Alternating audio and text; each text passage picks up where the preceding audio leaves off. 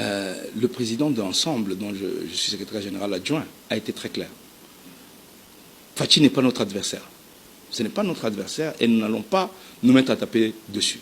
Je crois que non, pas du tout. Ça, c'est notre ligne de conduite. Nous ne tapons pas sur Fachi. Pas d'attaque sur Fachi. Pas d'attaque sur Fachi. Au contraire, Fachi, lorsque c'est possible, il faut lui tendre la main. Il faut, oui. Ça, c'est ensemble. Ça, c'est ensemble. Dans notre ligne de conduite de ensemble. Je parle d'ensemble ici, je n'engage pas la Mouka. Pour ensemble, quand c'est possible et qu'il peut donner un coup de main à Fachi pour déboulonner le système, nous devons lui tendre la main. Nous, notre ennemi, notre adversaire, ce n'est pas notre ennemi, c'est le FCC. Le FCC n'a aucune intention de changer.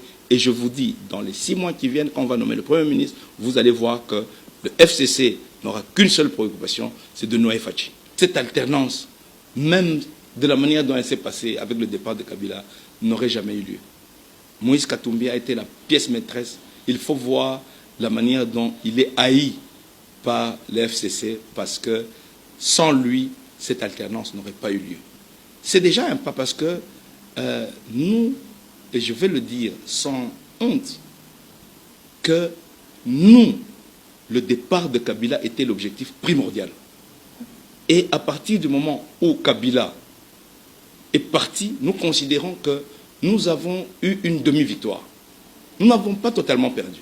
Puisque aujourd'hui, on aime ou on n'aime pas Félix Tshisekedi, moi, je le considère toujours comme le leader de l'opposition. Parce que j'ai été avec lui comme président du Rassemblement.